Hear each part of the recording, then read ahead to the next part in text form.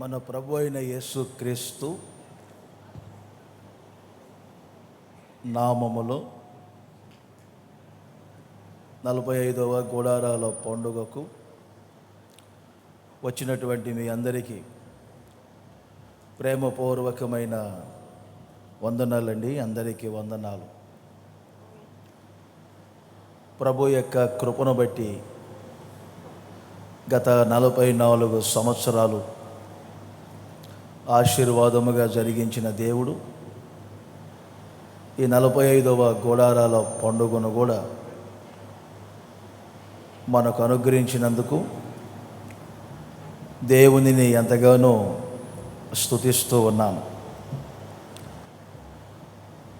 ఈ ఏర్పాట్లన్నీ చేస్తూ ఉన్నప్పుడు చాలామంది మమ్మల్ని అడుగుతూ ఉంటారు, గుడారాల పండుగకు ముందు పరిస్థితులన్నీ కొంచెం ప్రతికూలంగా ఉంటాయి, గుడారాల పండుగ తర్వాత మరలా కొన్ని పరిస్థితులు అంటే వైరస్ అని ఇలాంటి, కానీ గుడారాల పండుగ సమయంలో పరిస్థితులన్నీ చాలా అనుకూలంగా ఉంటాయని చాలామంది చెప్తూ ఉన్నారు. దీనికి అంతటికీ కారణం ఏంటో మనందరికీ తెలుసు. ఈ గుడారాల పండుగను గూర్చినటువంటి దర్శనం దైవజనులు యేసన్న గారికి ఇచ్చారు కనుక వారికి ఇచ్చిన దర్శనం ప్రకారముగా వారి ప్రయాస ప్రతిఫలం ఈ రోజున మనం కళ్ళతో ఈ విధంగా చూస్తూ ఉన్నాము. మరి ఈ 45వ గుడారాల పండుగను మనకిచ్చినటువంటి దేవుడు ఈ 4 రోజులు శ్రేష్టమైన ఆశీర్వాదాలు అనుభవించాలని, మీరందరూ పొందుకోవాలని ప్రేమపూర్వకంగా తెలియజేస్తూ ఉన్నాను. అనేక సంఘాలలో దైవ సేవకులు, విశ్వాసులు హోసన్న మినిస్ట్రీస్ని ప్రేమించేవారు చేసినటువంటి ప్రార్థన ఈ రోజున మన కన్నులకు ఆశ్చర్యాన్ని కలగజేసేటట్లుగా దేవుని నడిపిస్తూ ఉన్నారు. ఆయనకే సర్వ ఘనత, మహిమ, ప్రభావములు కలుగునుగాక. అందరూ ఒక్కసారి చేతులు పైకెత్తి అలా చేతులు ఊపుతూ స్తోత్రం స్తోత్రం అని చెప్పండి. అందరూ ఒకసారి చెప్పండి, బిగ్గరగా చెప్పాలి, స్వరం రావాలి.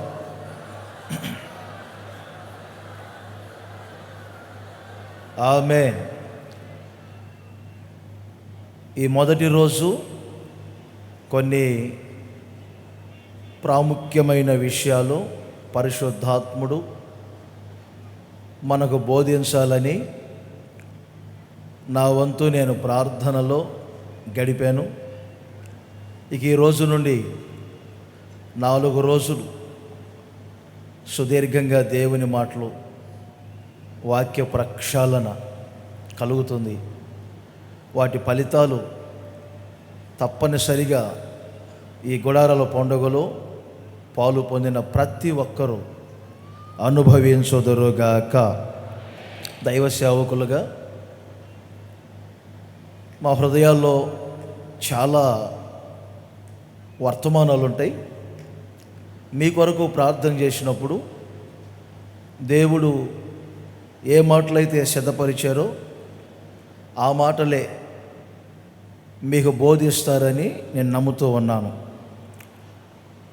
ఒక వాక్యాన్ని చదివి వినిపిస్తాను, అందులో నుండి కొన్ని మాటలు ఈ మొదటి రోజు తెలుసుకుందాం. సమూయేలు మొదటి గ్రంథం 2వ అధ్యాయం 8వ వచనమును నేను చదువుతున్నాను. అందరూ మీరు గమనించాలి. దరిద్రులను అధికారులతో కూర్చుండబెట్టుటకును మహిమగల సింహాసనమును స్వతంత్రింపజేయుటకును వారిని మట్టిలో నుండి ఎత్తువాడు ఆయనే, లేమిగల వారిని లేవనెత్తువాడు ఆయనే. దరిద్రులను అధికారులతో కూర్చుండబెట్టుటకును మహిమగల సింహాసనమును స్వతంత్రింపజేయుటకును వారిని మట్టిలో నుండి ఎత్తువాడు ఆయనే. హన్న ఈ మాటలు చెప్పినట్లుగా మనం గ్రహించగలం.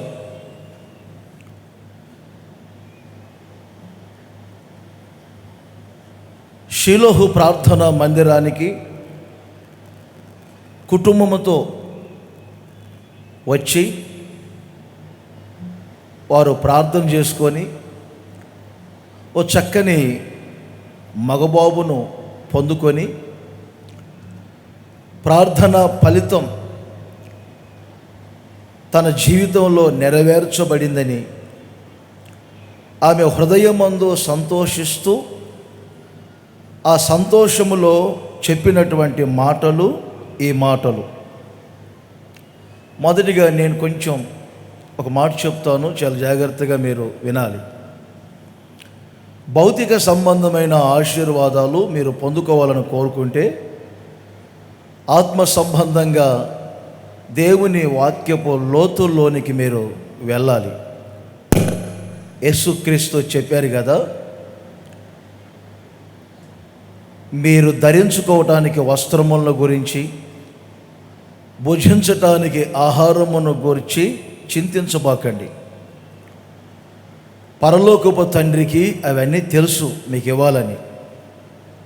మొదట మీరు ఆయన నీతిని, రాజ్యమును వెతకండి, అప్పుడు అవన్నీ మీకు అనుగ్రహింపబడును అని యేసు ప్రభు స్వయంగా ఈ మాటలు చెప్పారు. రోజులు గడిచే కొలది ప్రతి సంవత్సరం గుడారాల పండుగకు మానక మీరు వస్తూ ఉన్నప్పుడు పరిశుద్ధాత్ముడు ఏం మాట్లాడుతున్నారు, వ్రాయబడినటువంటి అక్షరములలో ఉన్నటువంటి ఆత్మీయ అర్థాలు ఏమై ఉన్నాయి, వీటిని కొంచెం మీరు లోతుగా తెలుసుకోవాలి. యేసన్న గారు అంటూ ఉంటారు కదా, గ్రామాల నుండి, పట్టణాల నుండి చాలా ప్రయాసతో గుడారాల పండుగలో పాలు పొంది ఏ ఆశీర్వాదాన్ని పొందుకోకుండా మీరు వెళ్ళకూడదు. తప్పనిసరిగా ఏదో ఒక ఆశీర్వాదాన్ని మీరు పొందుకొని వెళ్ళాలి. అలా వెళ్ళాలి అంటే మీరు మొదటిగా దేవుని వాక్యమునకు ప్రాధాన్యత ఇచ్చి, ఆ వాక్యం నా కొరకు ఏం చెప్తుంది, ప్రభు నా కొరకు ఏం మాట్లాడుతున్నారు అని గమనించాలి. హన్న, ఎల్కానా మనకు తెలుసు, ఒక మంచి దంపతులు. బహుదూరం సంవత్సరం వచ్చి షిలోహు ప్రార్థనా మందిరంలో పండుగ జరిపించుకొని వెళ్ళేవారు. ఓ సంవత్సరం ఆమె పిల్లలు కావాలని అడిగారు, దేవుడు పిల్లల్ని ఇచ్చారు. వాస్తవానికి ఈ మాటలు మీరు కొంచెం జాగ్రత్తగా గమనించినప్పుడు, ఒక మగబాబు కావాలని ప్రార్థన చేసుకున్నారు, మగబాబుని దేవుడు ఇచ్చారు. ప్రభువా, నాకు చక్కని మగబాబుని ఇచ్చావు నాయనా అని ఆయన కృతజ్ఞత స్తుతులు చెప్పి ఆమె ప్రార్థనను ముగించవచ్చు. ఈమె మహిమగల సింహాసనము అనే ఆ పదాన్ని ఎందుకు ఉపయోగించారు? పూర్వపు చరిత్రలు నేను చదివాను. ఆదికాండం నుండి ఇదిగో ఈ హన్న ఈ మాట చెప్పే వరకు దేవుని బిడ్డలకు సింహాసనమును గూర్చినటువంటి దర్శనం ఎక్కడ మనకు కనబడదు. అసలు సింహాసనాన్ని పరిపాలన చేసినటువంటి వ్యక్తులంటూ ఎవరు లేరు. మగబాబును పొందుకున్నావు, అంతటితో దేవునికి స్తోత్రం చెప్పొచ్చు కదా. మీలో ఎవరైనా పిల్లలు లేనివారు ఉంటారు, ఏదో ఒక సంవత్సరం పాలు పొంది ఉంటారు, దేవుడు మీకు పిల్లల్ని ఇచ్చి ఉంటారు. మరలా గుడారాల పండుగ పోయి సేవకులు చెప్పుకుంటారు, ఒక చక్కని పిల్లల్ని ఇచ్చారు, పేర్లు పెట్టండి అని. కానీ ఈమె చూడండి, మహిమగల సింహాసనమును స్వతంత్రించుకొనుటకు, ఈమెకి సింహాసనమును గూర్చినటువంటి ఒక దర్శనం ఎందుకు కలిగింది? ఈ సింహాసనము యొక్క ప్రస్తావన ఈమెలోనికి రావటానికి గల కారణం ఏమిటని కొంచెం నేను ఆలోచన చేస్తూ ఉన్నాను. యోసేపు కూడా సింహాసనం మీద కూర్చొని పరిపాలన చేయలేదు. ఫరో అంటారు, సింహాసనం విషయములో మాత్రమే నేను నీకంటే పైవాడను అన్నాడు. అది మహిమగల సింహాసనము అనే పదాన్ని ఉపయోగించారు. నా ప్రియమైన, ఈ మొదటి రోజు, ఈ తొలి పలుకులు వాక్య రూపంలో దేవుడు మీకు ఇస్తున్నాడు.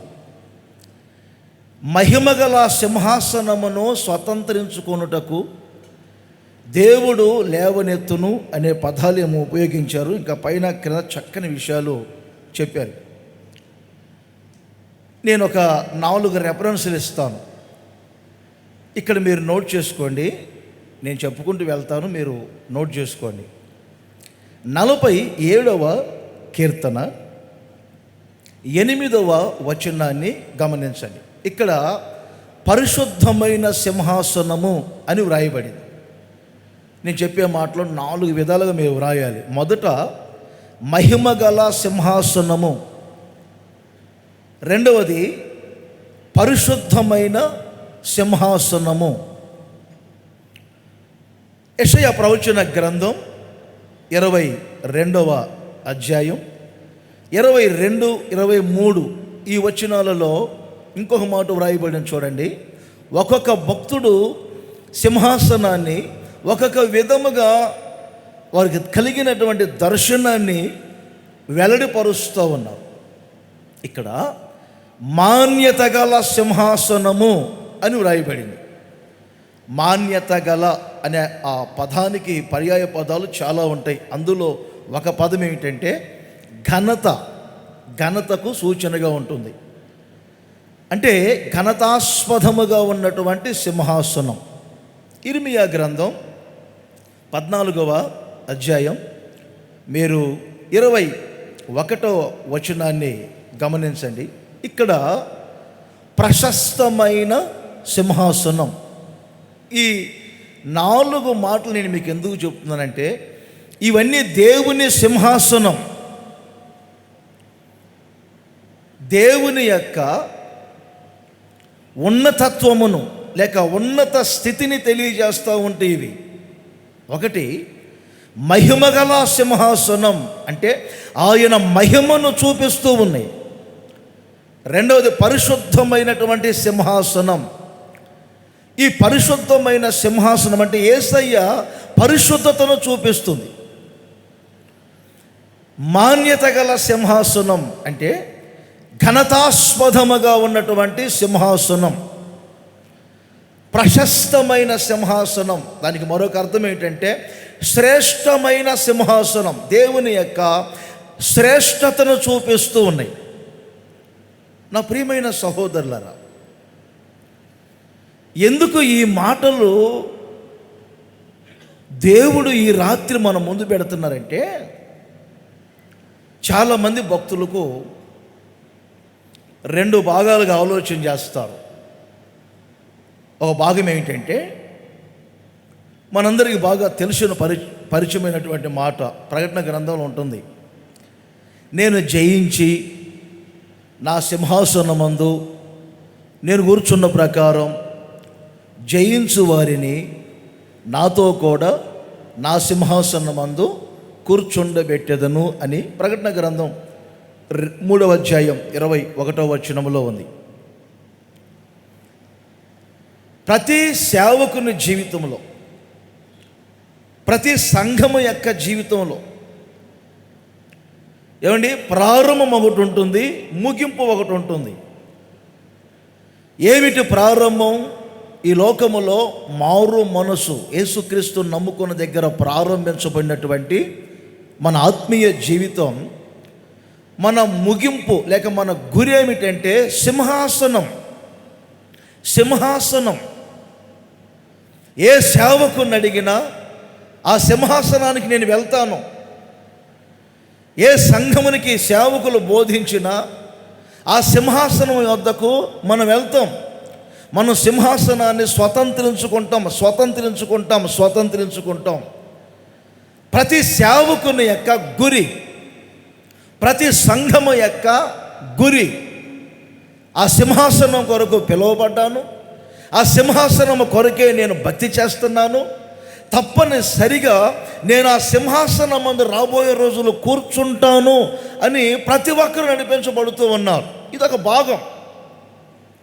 మనం ఈ లోకాన్ని విడిచిపెట్టి వెళ్ళిన తర్వాత, సంఘము ఎత్తబడిన తర్వాత, మనం ఎప్పుడో దేవుని సింహాసనమందు, అది మహిమగల సింహాసనమందు కూర్చుంటాము అనేది ఒక భాగం అయితే, ప్రస్తుతం మనం జీవించే జీవితంలో ఈ సింహాసనము మనకు చూపిస్తున్నటువంటి ఈ ఆశీర్వాదాలు లేక యేసయ్య యొక్క ఉన్నతమైనటువంటి స్థితి, ఈ ఉన్నతత్వం తప్పనిసరిగా ప్రతి ఒక్కరూ అనుభవించాలి. ఎఫెసీ పత్రికను 2వ అధ్యాయం మీరు 7వ వచనాన్ని గమనించండి. దైవజనుడైన పౌలు గారు ఒక మంచి మాట చెప్తారు ఎఫెసీ సంఘానికి. ఎఫెసీ సంఘస్థులారా, యేసుక్రీస్తు మిమ్ములను ఆయనతో కూడా లేపి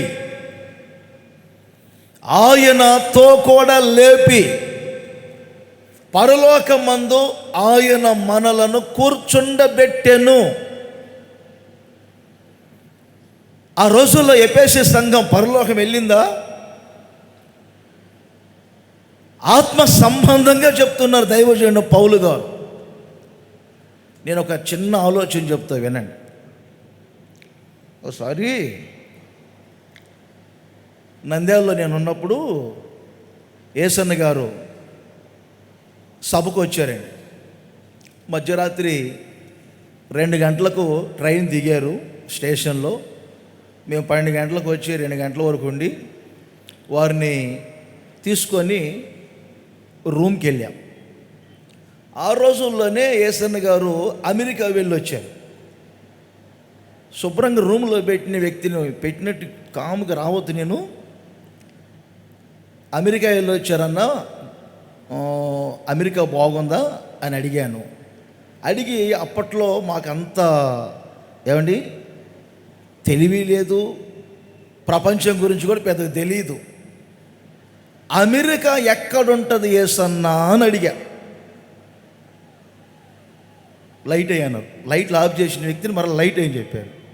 వైట్ పేపర్ తెమ్మంటే ఇంత పెద్ద వైట్ పేపర్ తీసుకొచ్చా. 2 గంటల నుండి 4 గంటల వరకు వైట్ పేపర్ మీద భారతదేశం మ్యాప్ వేశారు. ఇటు పాకిస్తాన్ వేశారు, ఇటు చైనా వేశారు, సముద్రాన్ని ఇలా గీతలు గీశారు. 20 గంటలు ప్రయాణం చేయాలి సముద్రంలో. ఆ తర్వాత అమెరికా ఉంటుంది రాజు అని ఏసన్న గారు అంటారు. అసలు అమెరికా ఒక దేశం ఉన్నదనే సంగతి చాలామందికి తెలియదు చాలా కాలం అని. అమెరికాని ఎలా కనుగొన్నారు మొత్తం చెప్పి ఒక మాట అన్నారండి, అది నాకు ఇప్పటికీ గుర్తు. అదో ప్రపంచం రాజు అని చెప్పారు. అదొక ప్రపంచం. మీరు గమనించాలి ఆత్మీయంగా. దైవజనుడు ఈ మాట ఎందుకు చెప్పారంటే, ఎఫెసీ పత్రికలో యేసు రక్తము చేత మిమ్మల్ని యేసయ్య కొన్నారు, బాప్తిస్మము ద్వారా ఆయనతో కూడా మీరు లేపబడి ఉన్నారు.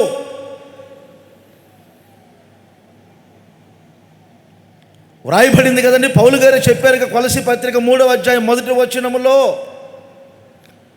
క్రీస్తు యేసుతో కూడా మీరు లేపబడిన వారైతే, బాప్తిస్మము ద్వారా మనము పాపములో నుండి, లోకములో నుండి, శాపములో నుండి లేపబడుతున్నాం. లేపబడినటువంటి వారు ఏమండి ఇప్పుడు పరలోకమందు కూర్చొని ఉన్నారని పౌలు గారు చెప్తున్నారు. ఆత్మ దృష్టితో మనం ఆలోచన చేస్తే ఈ 45వ గుడారాల పండుగలో పాలు పొందిన ప్రతి ఒక్కరూ ఇదిగో పరలోకపు అంతరిక్షాన్ని ఇక్కడ మీరు అనుభవించబోతున్నారు. ఇదొక ప్రపంచం, ఇదొక ఆత్మీయ ప్రపంచం,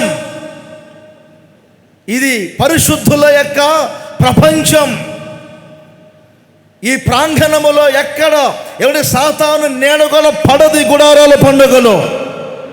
ఈ చోట మీరు అనేకమైన ఆశీర్వాదాలు పొందబోతున్నారు.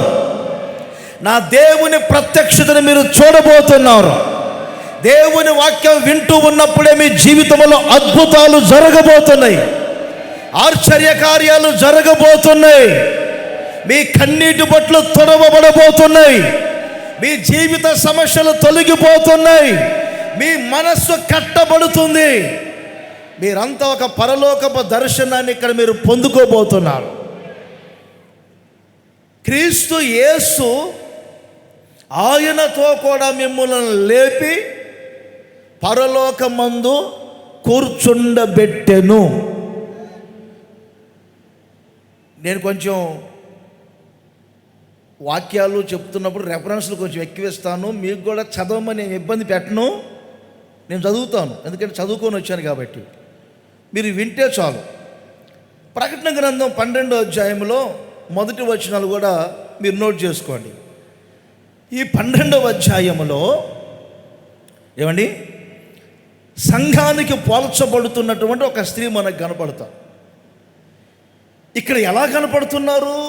అప్పుడు పరలోకమందు ఒక గొప్ప సూచన కనబడెను.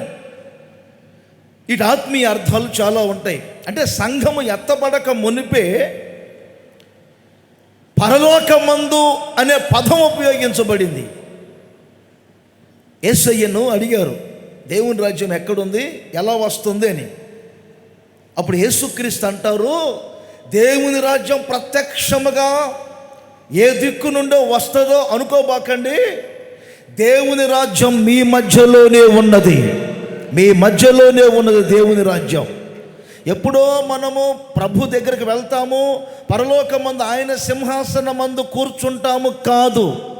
ఆయన సింహాసనం మనము పొందుకోబోయే ఆశీర్వాదాలను, దేవుని యొక్క ఉన్నత స్థితిని తెలియజేస్తూ ఉంది. మహిమ గల సింహాసనం అంటే ఏమంటే ఆయన మహిమను మీరు పొందుకోవాలి ఈ రోజున. పరిశుద్ధ సింహాసనం అంటే ఆయన పరిశుద్ధతను ప్రతి ఒక్కరు అనుభవించాలి. ఏమంటే మాన్యత గల సింహాసనం అంటే నా దేవుని యొక్క ఘనతను ప్రతి ఒక్కరు అనుభవించాలి. ఏమంటే ప్రశస్తమైన సింహాసనం అంటే నా దేవుని యొక్క శ్రేష్టతను మీరు యేసు నామములో అనుభవించుదురుగాక. ఒక్కసారి మీ 2 చేతులు పైకెళ్తారా? నేను ఈ 4 మాటలు మీ మీద ఉచ్చరిస్తాను. ఒక సేవకునిగా యేసు నామములో ఉచ్చరిస్తాను. ఈ 4 ఆశీర్వాదాలు, ఆత్మీయతలు ఈ గుడారాల పండుగలో మీరు పొందుకోబోతున్నారు.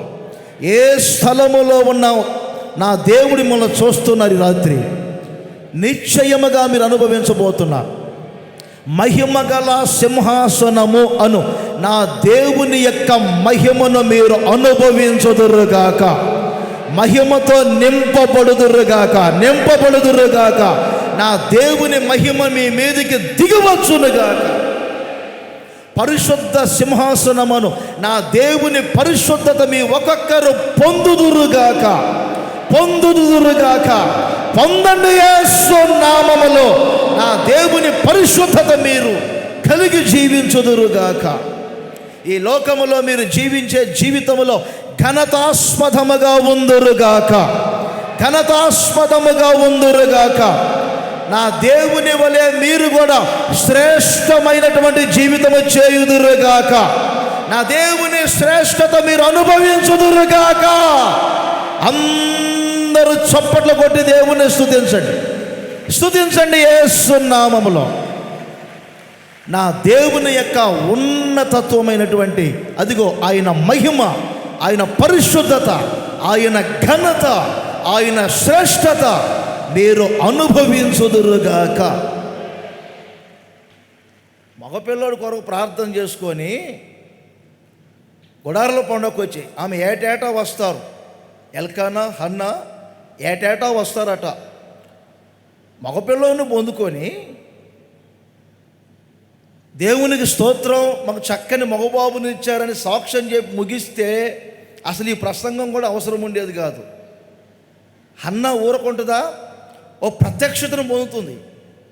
అలాగే బాగా వినండి, హన్నా కూడా ఏటేటా వచ్చి ప్రార్థన చేసుకొని ఫలితం పొంది ఒక దర్శనాన్ని కలిగి వెళ్ళినట్లుగా, ఒక దర్శనంతో ఆత్మ పూర్ణురాలై కొన్ని మాటలు చెప్పినట్లుగా పరిశుద్ధాత్ముడు పలికే మాటలే మీరు వింటున్నారు ఈ రాత్రి.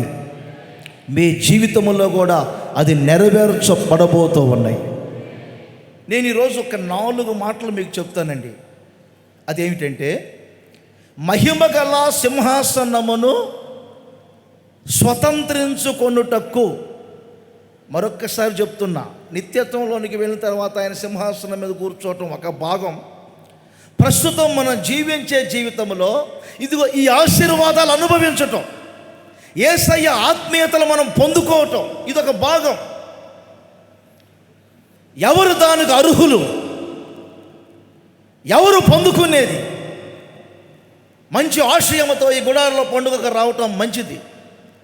ఏదో ఒక ఆశీర్వాదం పొందుకొని వెళ్ళాలని కోరుకోవటం ఇంకా మంచిది. ఎవరు ఈ సింహాసనము అను ఆత్మీయతలను అనుభవించేవారు ఎవరు? ఆ ప్రత్యక్షత ఎవరికి కలుగుతుంది? ఒక్కసారి మీరు ఆలోచన చేయండి. నేను యెషయా ప్రవచన గ్రంథం 14వ అధ్యాయం 13వ వచనాన్ని కూడా చదువుతున్నప్పుడు ఏమండి, ఒకప్పుడు తేజ నక్షత్రముగాను వేకువ చుక్కగాను ఉన్నటువంటి ఒక దేవదూత సాతానుగా మారిపోయాడు. ఎందుకు సాతానుగా మారిపోయాడు తెలుసా? ఆ దేవుని సింహాసనమును దక్కించుకోవాలని, ఆ దేవుని సింహాసనం మీద కూర్చోవాలని, స్వతంత్రించుకోవాలని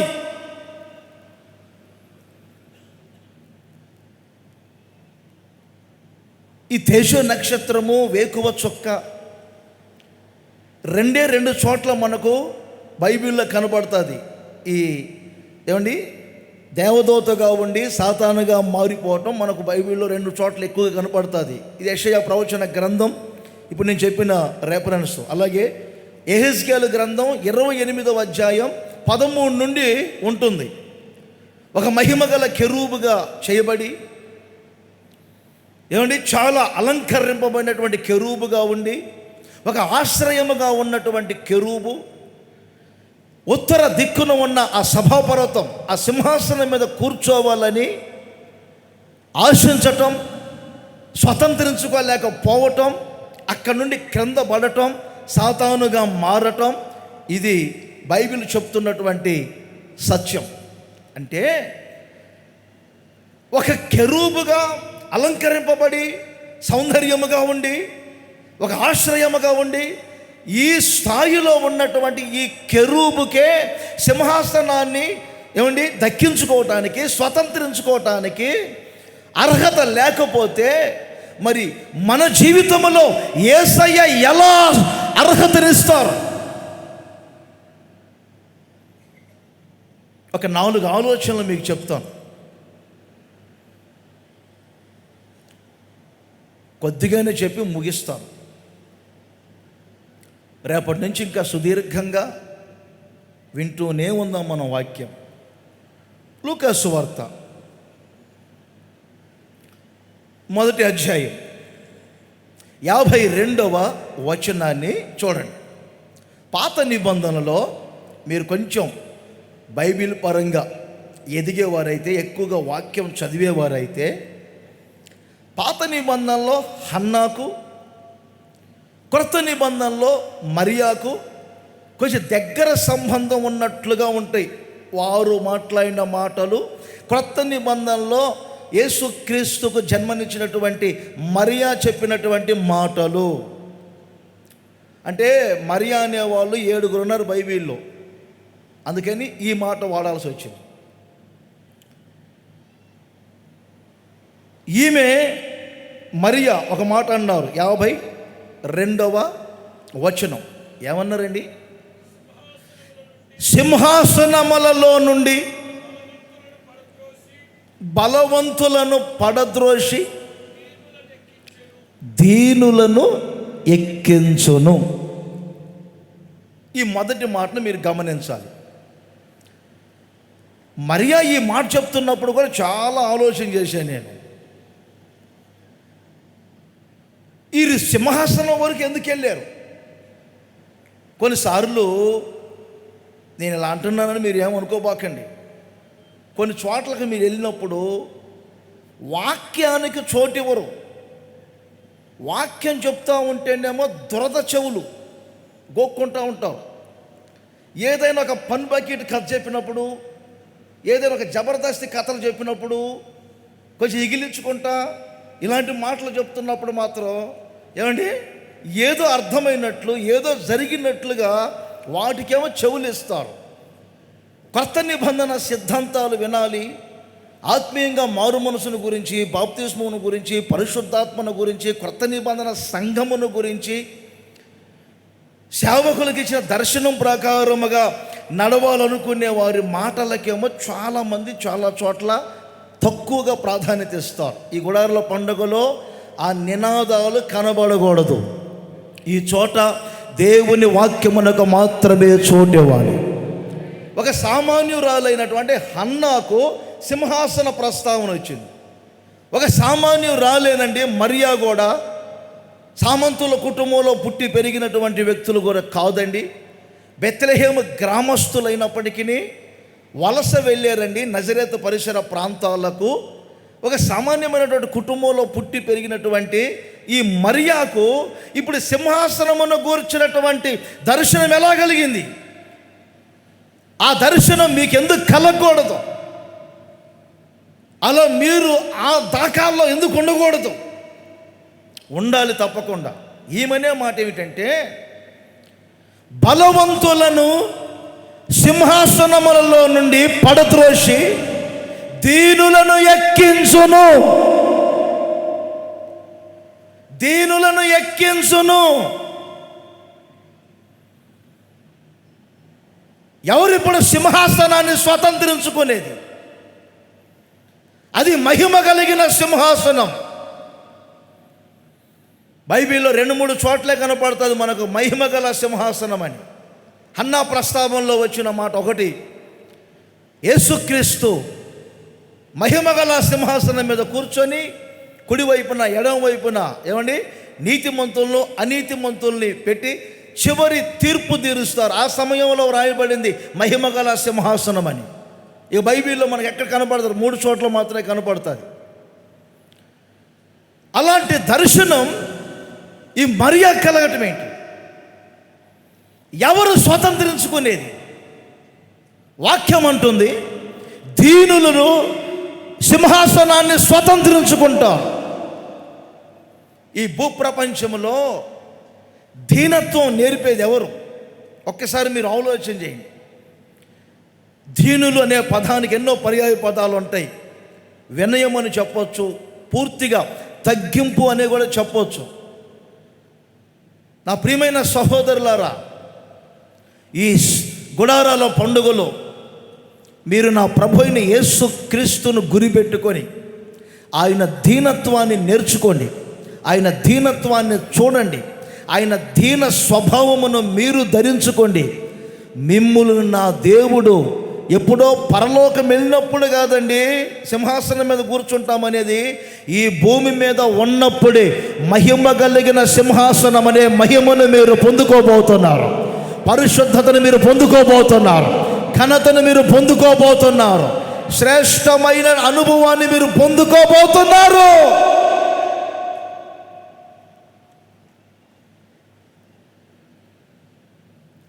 జకరియా యేసుక్రీస్తుని గురించి ఒక మంచి మాట చెప్పారు.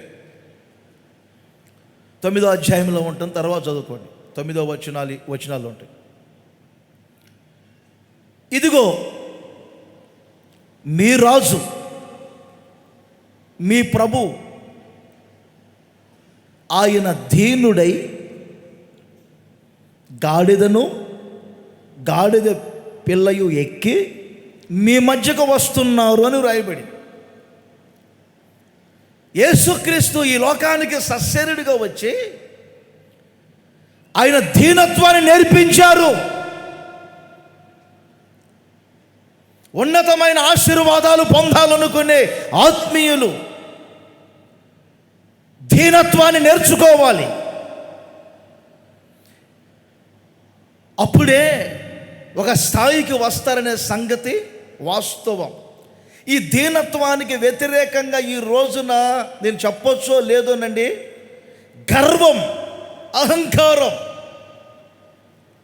ఆదికాండం నుంచి ప్రకటన గ్రంథం వరకు కొంతమంది బైబిల్ త్రిప్పుతూనే ఉంటారు, చదువుతూనే ఉంటారు. అహంకారపు మనసు ఎందుకు నడుస్తుంది? పడిపోవటానికి ముందు అహంకారపు మనసు వస్తుందని, నాశనానికి ముందు గర్వం నడుస్తుందని ఎన్నోసార్లు చదువుతారు, కానీ దాన్ని విడిచిపెట్టరు. లోకములో చాలామంది కొంతమందికి ఆస్తుల గర్వం ఉంటుంది, కొంతమందికి అందగాలం అనే గర్వం ఉంటుంది, మంచి మంచి హోదాల్లో ఉన్నామని. మీరేమో అంటరాని వారు, లేకపోతే ఎక్కడ ఊరు వెలుపల ఉండేవారు. మీకు మాకు పొంతన కుదరదు, మేము బలాఢ్యులం, మేము బలవంతులం, మేమే సామంతులం, మేమే ఏలుబడి చేసేవారిని. ఆ జాతి వారిని నేను అనకూడదు అన్నమాట, ఆ జాతి వారిని మేము ఇలా రానియం, ఆ దళితుల్ని రానియం మేము అని పొగరబట్టి ప్రవర్తించే వాళ్ళు లేకపోలేదు. 4 రోజులు అడవుడిగా కనపడతారు. ఆ తర్వాత వారి పరిస్థితులన్నీ చరిత్రలో చదువుకోవటానికి మాత్రమే కనపడతాయి, కానీ ఆశ్రయించబడినట్లుగా కనబడం. అందుకే నా ప్రభు అయిన యేసుక్రీస్తు దేవునితో సమానుణ్ణి అని అనిపించుకోకుండా, అది విడిచిపెట్టకుండా భాగ్యమని అనుకోకుండా, ఈ లోకానికి ఆయన సశరీరుడిగా వచ్చి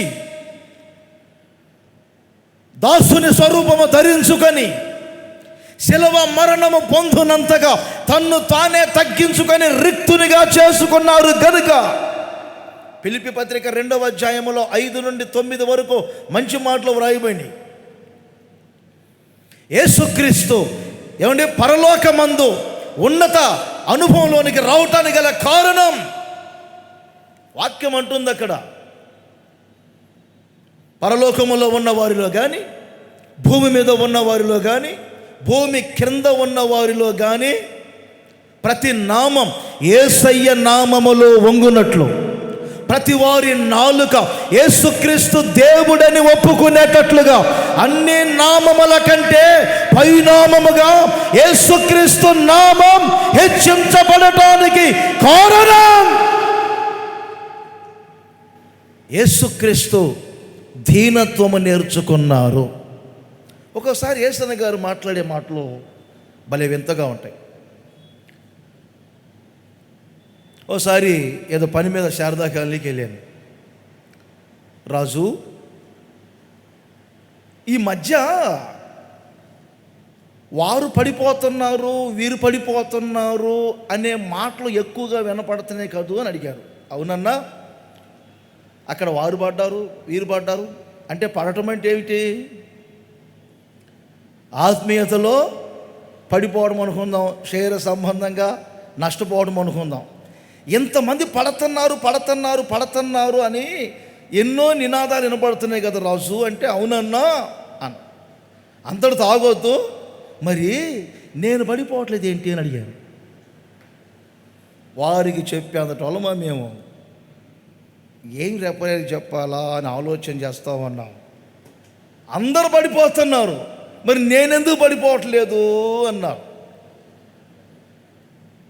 ఆలోచన చేస్తూ ఉండి అన్నా అన్నా అంటుంటే అన్నారు, నీకు అర్థం కాలేదా? తేలిగ్గా చెప్తాను. కుర్చీలో కూర్చున్నోడు కింద పడతాడు, కింద కూర్చున్నోడు ఇంకెక్కడ పడతాడు అని అడిగాడు. నీకు అర్థమైందా? అంటే ఏంటన్నా అన్నా నేను. మేము బలవంతులము, మాకేదో ఉందని చాలామంది గర్విస్తూ ఉంటారు. వారు ఆత్మీయంగా నష్టపోతారు, శారీరకంగా నష్టపోతారు. వారు కూర్చున్నారు కుర్చీల్లో. మరి నేను ఎప్పుడు ఆత్మీయతలో నేల మీద కూర్చున్నవాడు ఇంకెక్కడ పడతాడు? అవునన్నా అది 1000 సంఘాలను కట్టానని పైన కూర్చోలేదు. మీలాంటి సేవకులు 1000 మందిని దేవుడు ఇచ్చారని పైన కూర్చోలేదు.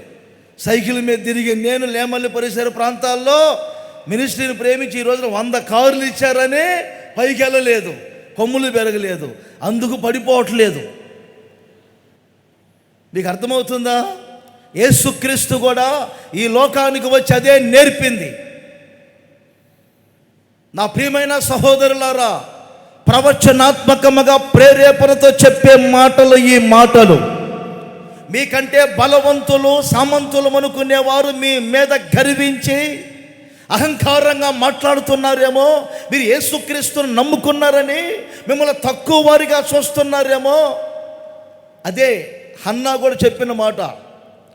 సింహాసనం మీద కూర్చుండబెట్టుటకు లేక స్వతంత్రింప చేసుకొనుటకు మట్టిలో నుండి లేవనెత్తువాడు. ఒకవేళ మీరు అనుకుంటున్నారే ఇప్పటి వరకు నేను పూర్తిగా మట్టి స్థాయికి వెళ్ళానని, ఈ గుడారాల పండుగ ద్వారా మట్టి స్థితి నుండి మీరు మహిమా స్థితికి రాబోతున్నారు. రోషము కలిగిన దేవుడు నా దేవుడు, మిమ్మల్ని ఆశీర్వదించ సర్వశక్తి కలిగిన దేవుడు నా దేవుడు. మేము జీరో అనుకుంటున్నానేమో. కంగారు పడబాకండి, మీరే హీరోలు అయిపోతారు రాబోయే రోజులు. నా దేవుడు ఆ స్థాయికి మిమ్మల్ని తీసుకొని వచ్చునుగాక. కింద కూర్చొని ఇంకెక్కడ పడతారు? నేను ఒక మాట చెప్తా, బాగా వినండి. దావీదుకు చాలామంది పిల్లలు ఉన్నారు. వారిలో 3 పోటీ పడ్డారు. ఏం పోటీ? మా నాన్నగారి సింహాసనం నాకు దక్కాలి, మా నాన్న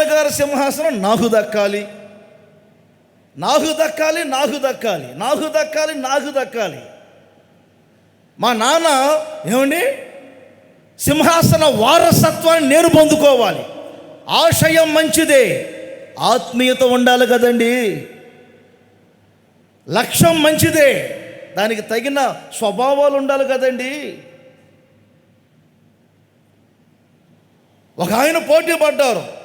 అసలు ఇంకా ఒక మాట చెప్పాలంటే దావీదు గారు ఇంకా చనిపోక మునిపే మంచాన పడి ఉంటే ఆ ప్రక్కన నేనే అనుకుంటూ కూర్చున్నాను. ఊరేగుతున్నాను ఒక పక్కన నేనే. ఎవరో తెలుసా? గర్విష్ఠైనటువంటి అదోనియా.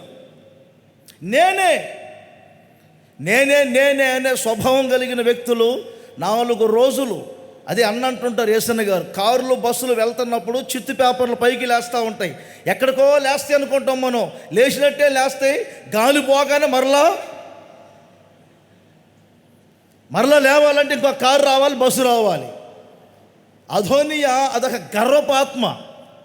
ముసలోడు ఇంకా సావక మునిపే నేనే అని ఊరేగుతున్నాడు. అక్కడ ఆశయం మంచిది, తప్పంటలేదు నేను.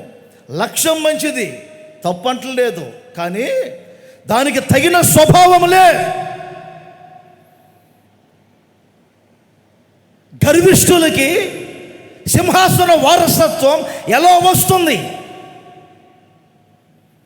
అందుకే అదోనియాకు దక్కలేదు దావీదు సింహాసనం. మీకు అర్థమవుతుందా? ఈ రోజున చాలామంది క్రైస్తవ జీవితంలో సేవకులు పోటీ పడుతున్నారు. మన సంఘం గొప్పది, మన సేవ గొప్పది, రేపు సింహాసనానికి వెళ్ళేది మనమే. ఒక ఆయన అయితే మరి ఆయన సంఘంలో 13 ఉంటారంట. ఆయన అంటారంట, సంఘమా, పెద్ద పెద్ద మందిరాలు ఉన్నాయన్ని సంఘాలు అనుకోబాకండి, పెద్ద పెద్ద లక్షల కొలది కూడేదంతా సంఘం అనుకోబాకండి. వాళ్ళందరికీ రేపు దేవుని రాజ్యం లేదు, మనకు మనం 13 కనుక బైబిల్లో వ్రాయబడిన మాట అక్షరాలు చెప్తున్నాయి, విను సంగమా, చిన్న మంద భయపడకు అని వ్రాయబడింది. అంటే మనమే, మన 13.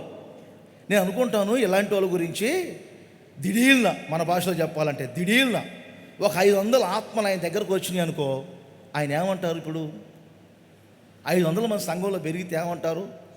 500 మంది మీరు రావద్దు, మేము చిన్న మందగా ఉండాలి, దయచేసి వెళ్ళండి, చిన్న మంద మాది అంటాడా? ప్రయాసపడటం చేతకాక, జనాలను కట్టుకోవటం చేతకాక, దానికి తగినటువంటి ఉపదేశాలు చెప్పుకోవటం చేతకాక, వారి మీద ఈరి మీద ఏడ్చి సావటం తప్ప. చూసారండి, ఇంకొక ఆయన ఉన్నాడు, మంచంలో పడిన ముసలాయన సావహు మునిపే. ఒక ఆయనేమో నేను ఊరేగుతుంటే ఈయనెవరు తెలుసండి? తండ్రికి వ్యతిరేకంగా లేచాడు. అబ్షాలోము పైకి మాత్రం చాలా బాగుంటాడు, లోపల మొత్తం యుక్తి ఎక్కువ, కపటదారుడు. భోజనానికని సహోదరుని పిలుస్తారు, గొంతుకు చంపుతాడు.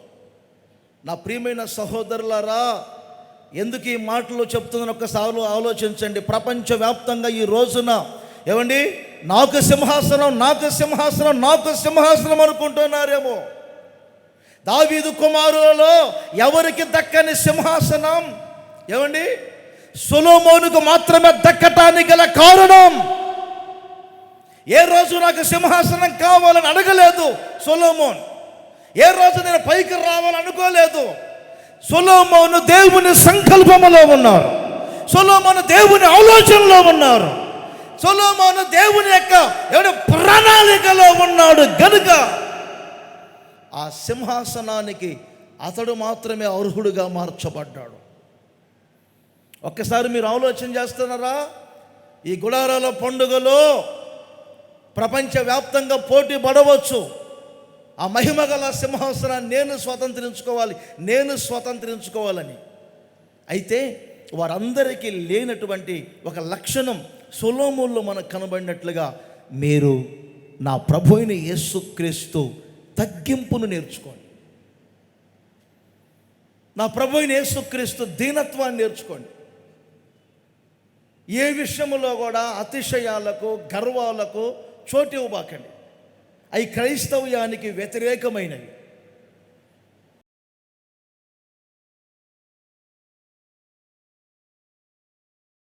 చాలామంది ఏమండి, ఇది ఈ మట్టి స్థితి నుండి పైకి వచ్చారు. మనకు 113వ కీర్తనలో కూడా 7వ వచనంలో ఇదే వ్రాయబడింది.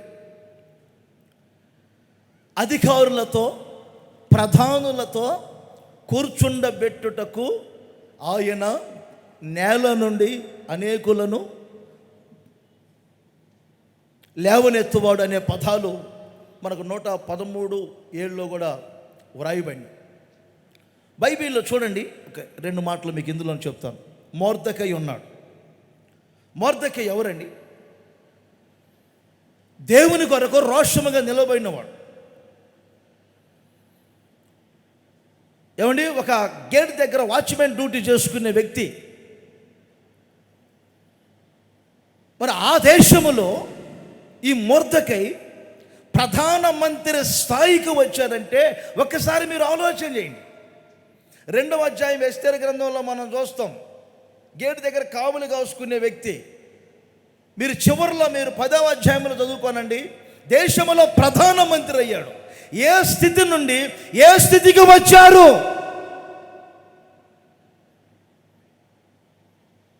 ఆ స్థాయికి రావటానికి గల కారణం ఏంటంటే వారు నేర్చుకున్నది ముందు దీనత్వం, తగ్గింపు, వినయం, విధేయత. ఎస్తేరు ఉన్నారు.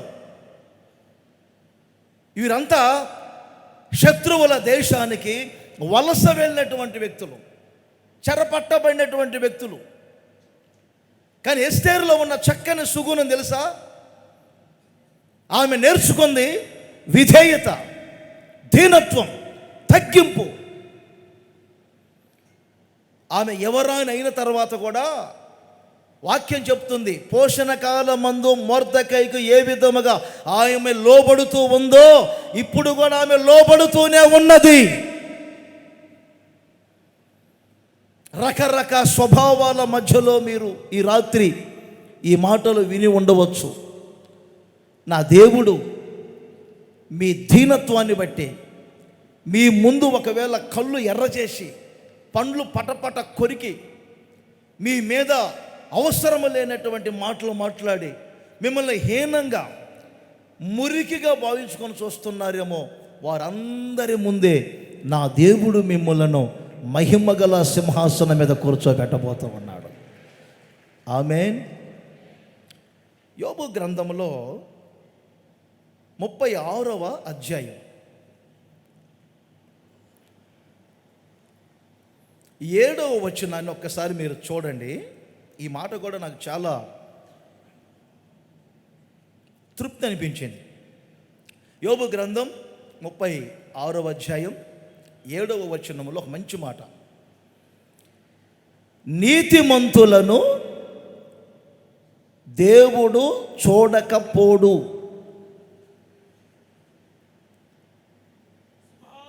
మంచి మాట మీరు గమనించండి. నీతిమంతులను ఆయన చూడకపోడు. ఒక్కసారి కుడి హస్తం పైకి తామేనండి, ఒకసారి గట్టిగా, ఇంకొక్కసారి పైకి అనండి. ఆ మాట మరలా చదువుకోండి. నీతిమంతులను ఆయన చూడకపోడు, సింహాసనము మీద కూర్చుండు రాజులతో ఆయన వారిని నిత్యమును కూర్చుండబెట్టును. అందరూ చెప్పండి ఆఖరి మాట, వారు ఘనపరచబడుదురు. చప్పట్లు కొట్టండి అందరు సంతోషంగా. మీరు ఘనపరచబడుదురు. ఇంకొకసారి, మీరు ఘనపరచబడుదురు. ఒకసారి పక్కన చెప్పండి, మీరు ఘనపరచబడుదురు. ఏమండి, మీ ప్రక్కన కొంచెం మీకు ఇష్టం లేని వాళ్ళు కూర్చున్నా చెప్పండి, పర్వాలేదు. కొంతమందికి ప్రక్కన ఇష్టం లేని వాళ్ళు కూర్చుంటారు. మీరు ఘనపరచబడుదురు అని ఎలా అంటారు? దాని తర్వాత వ్యతిరేక పదం ఏదైనా చెప్పమని చెప్తారు. మీరు ఘనపరచబడుదురు. నిండు మనసుతో సేవకునిగా నేను కోరుకుంటున్నాను, ఈ గుడారాల పండుగ ద్వారా మీరు ఘనపరచబడుదురు. ఇంకొకసారి, ఘనపరచబడుదురు. ఆమేన్ అనుకోండి గట్టిగా. మీరు ఏ గ్రామములో ఉన్నా ఘనపరచబడబోతున్నారు, ఏ పట్టణములో ఉన్నా ఘనపరచబడబోతున్నారు. ఇక్కడ ఈ మాట కొంచెం నేను రోషంగా చెప్తాను. నీతిమంతులను చూడకపోడు, నీతిమంతులను చూడకపోడు అంటే నీతిమంతులను తప్పక దేవుడు చూస్తారు.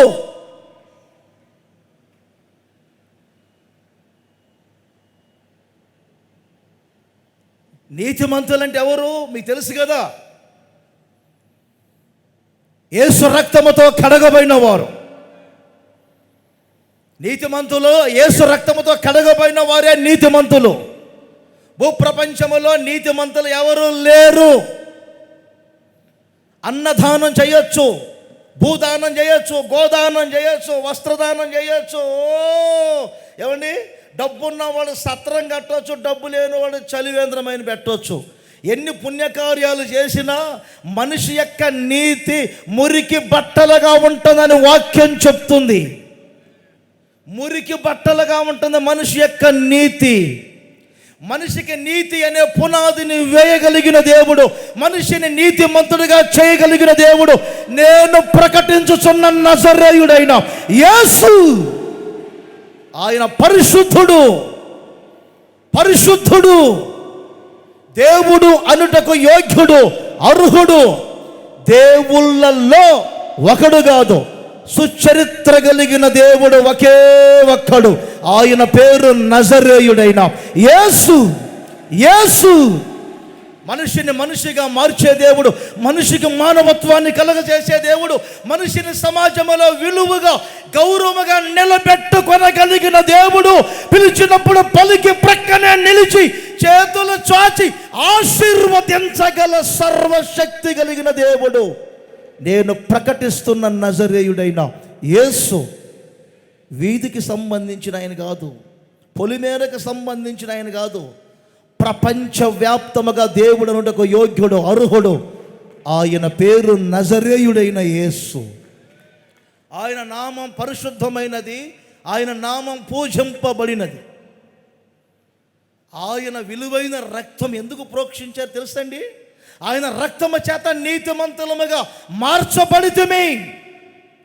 ఆయన వాక్యం ప్రతిక్షణం మనిషి ప్రాణ, ఆత్మ, శరీరములను నీతిలోనికి తీసుకొని వెళ్తుంది. మనకిచ్చిన పరిశుద్ధాత్మను బట్టి మనము నీతిమంతులుగా మార్చబడతామని పౌలు గారు బోధించారు. మంచిది. ఆ నీతిమంతులు ఏ చోట ఉన్నా దేవుడు చూడకపోడు. మీరు అనుకుంటున్నారేమో ఈ 45వ గుడారాల పండుగలో ముందు కూర్చున్నారు, ముందు వారినే దేవుడు చూస్తారేమో. ఎక్కడో వెనక కూర్చున్నాం, మమ్మల్ని చూస్తారో లేదో అనుకోవద్దు. ఈ రోజున పాలు పొందలేక మేము లైవ్లో ఈ మాటలు ఎక్కడో గ్రామంలో, పట్టణంలో, దేశంలో, రాష్ట్రంలో ఉండి వింటున్నాం. మమ్మల్ని చూస్తారో లేదో అనుకోబాకు. మీరు నీతిమంతులై ఉంటే మీరు ఏ చోట ఉన్నా నా దేవుడు మిమ్మల్ని చూడకపోడు, తప్పనిసరిగా చూస్తాడు. మీ కన్నీటి పట్ల తొడవటానికి, మీ జీవిత సమస్యలను తొలగించటానికి, మీరు అనుభవించే నిందలను కొట్టివేయటానికి, అవమానాలన్నింటినీ తొలగించి నా దేవుడు మిమ్మల్ని ఘనతాస్పదముగా ఉంచటానికి, మీ మీదున్న శాపాస్పదాలన్నింటినీ తొలగించి ఆశీర్వాదాస్పదముగా మిమ్మల్ని ఉంచటానికి నా దేవుడు మిమ్మల్ని చూడకపోడు, తప్పనిసరిగా చూస్తారు. ఏ చోట ఉన్న ఆయన దృష్టి మీ మీద పడుతుంది రాత్రి. ఏ చోట కూర్చున్న ఆయన దృష్టి మీ మీద పడుతుంది రాత్రి. విశ్వసించండి, ఈ రాత్రే అద్భుతాలు ప్రారంభించాడు దేవుడు. ఈ రాత్రే ఘనపరచబడటం ప్రారంభించాడు దేవుడు. ఎక్కడ కూర్చున్నా, ఏ చోట కూర్చున్నా, ఏ స్థలములో ఉన్నా నా దేవుడిని చూస్తున్నారు. అభిషేకం చేయటానికి ఇంకొక వ్యక్తి రావాలే అని వాళ్ళు ఆలోచన చేస్తూ ఉన్నారు. దేవుడు అంటారు, ఎవరి గురించి మీరు ఆలోచన చేస్తున్నారు? అదే అభిషేకం పొందటానికి ఇంకొక ఆయన రావాలి, ఆయన లేడేంటి? ఎవరు? సౌలా? ఆ సామానులో దాగి ఉన్నారు, పట్టుకొని రాపోయినారు. సామానులో దాగి ఉన్నటువంటి సౌలు మీదికి దేవుడు దృష్టి వచ్చింది.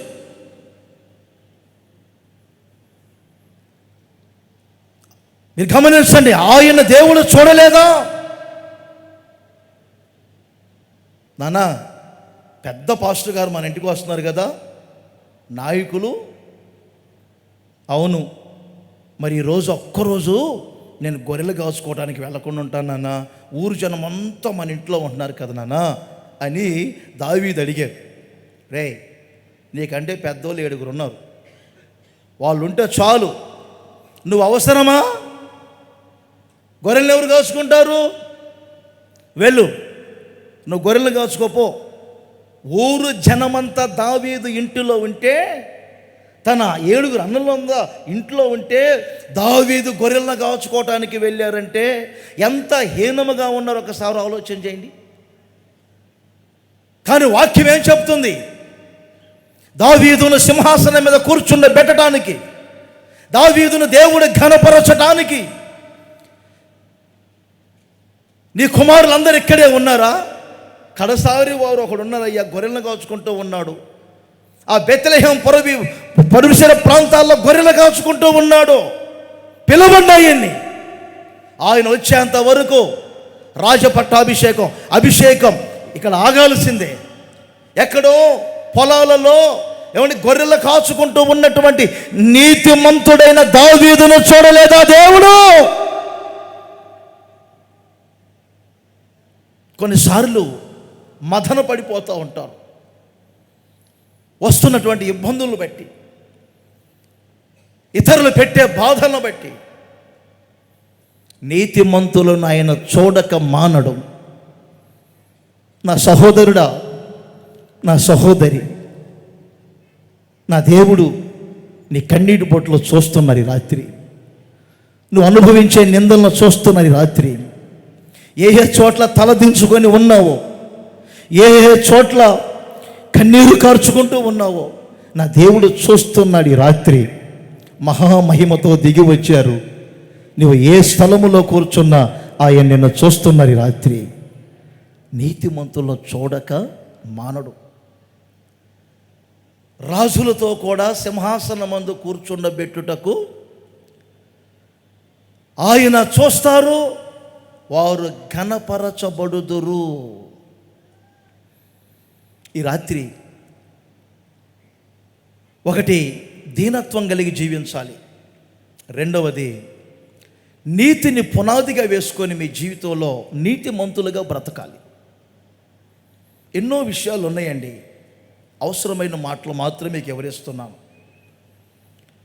మనకు బాగా పరిచయమైన ఒక మాట మత్తయి సువార్త 25వ అధ్యాయం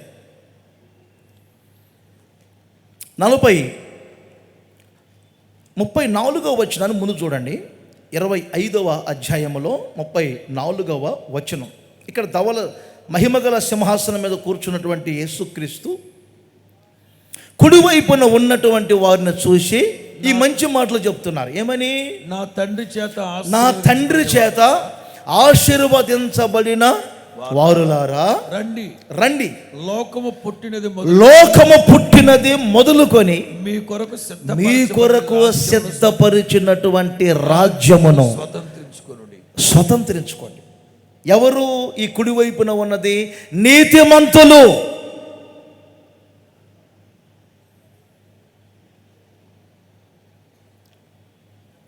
ఎవరు స్వతంత్రించుకునేదంటే నీతిమంతులు. వచ్చాము వెళ్ళాము కాదు. ఈ చోట ఒక మార్పు చెంది మీరు వెళ్ళాలి. మరొకసారి చెప్తున్నాను, వారు నీతిగా బ్రతికారండి, నీతికి సంబంధించిన క్రియలు చేశారు. మేము ఈ క్రియలు చేశాము,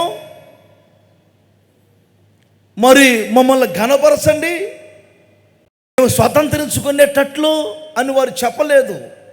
వారు నీతికి తగినటువంటి క్రియలను బట్టి దేవుడే వారిని ప్రత్యేకపరుస్తున్నారు. మీ నీతికి తగిన క్రియలు మీలో ఉన్నాయి, నీతికి సంబంధించిన స్వభావాలు మీలో ఉన్నాయి.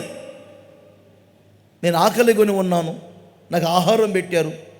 నేను చలిలో ఉన్నాను, దిగంబరిగా ఉన్నాను, నాకు వస్త్రం ఇచ్చారు. నేను దాహము కలిగి ఉన్నాను, నాకు మీరు నీళ్ళు ఇచ్చారు. నేను రోగినై ఉన్నాను, మీరు నన్ను పరామర్శించారు.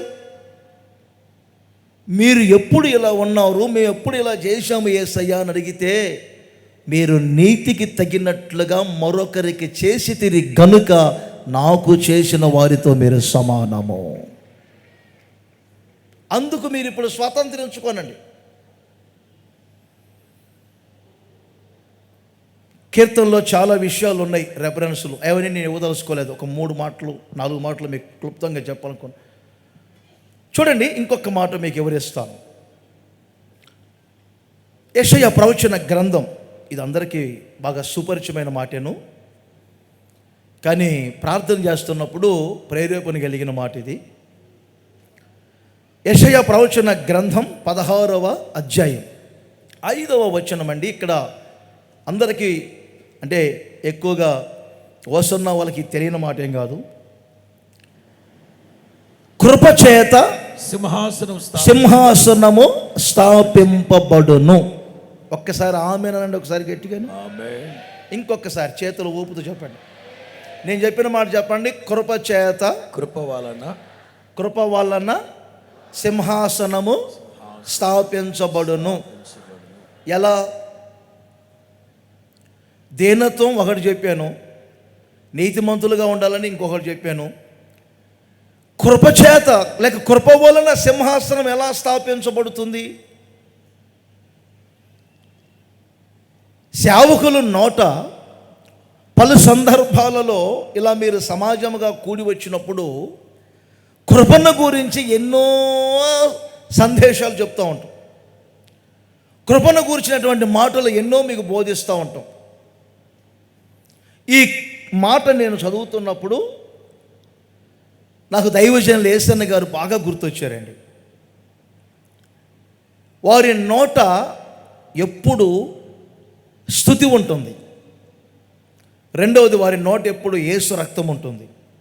అనేక చోట్ల సభలకు మేము కూడా వెళ్ళాం కాబట్టి వారి ప్రయాణాలలో వారు కొన్నిసార్లు ఉన్నప్పుడు మేము చూస్తూ ఉండేవారు. నోటిలో వారు వెళ్తున్నప్పుడు కానివ్వండి, వస్తున్నప్పుడు కానివ్వండి, వారు పండుకున్నప్పుడు కూడా యేసు రక్తం, యేసు రక్తం, యేసు రక్తం అనే పదాలే ఎక్కువ వినపడుతూ ఉంటాయి పలు సందర్భాలలో. ఓసారి చిన్న ఆ రోజుల్లో ఉన్నటువంటి జీప్ అనొచ్చు, దాంట్లో సామాన్లన్నీ వెనక పెట్టారండి. ముందు ఒకరు కూర్చుంటారు, వెనక ఒకరు కూర్చుంటారు. అసలు 4 బాక్సులు పెట్టుకుని ఆ బాక్సుల మధ్యలో ఒక ఆయన కూర్చుంటారు. అన్న ప్రక్కన ఒకరు కూర్చుంటాం. అన్న పడుకొని కాళ్ళు మా మీద పెట్టుకుంటారు. అలాగే తెల్లారి ఎవరు ప్రయాణం చేస్తుంటారు చిన్న కారులో, వెనకన్ని బాక్సులు పెట్టి ఉంటాయి. ఓసారి నేను వెళ్తున్నా హైదరాబాద్ రోడ్లో, నేను ప్రక్కన కూర్చున్న మధ్య సీట్లో, అన్న మా మీద కాళ్ళు పెట్టుకున్నారు నా మీద, నేను కాళ్ళు కొంచెం నొక్కుంటా అలా వెళ్తూ ఉన్నా. పడుకున్నారు, బాగా మీటింగ్లో వాక్యం చెప్పి ముగించారు. వెళ్తున్నప్పుడు బాగా నిద్ర వచ్చినట్టుంది, పడుకున్నారు. స్తోత్రం యేసు రక్తం, స్తోత్రం యేసు రక్తం, స్తోత్రం యేసు రక్తం అనుకుంటా పడుకున్నారు. మొత్తం పడుకున్నారు అనుకున్న కాసేపు అలా వెళ్ళగానే ఉలిక్కిపడి లేచారు. పండుకున్న వ్యక్తి లేచారు. లేచి ఏంటి అని అడిగారు. ఏమి లేదన్నా. పిలవలేదా అన్నారు.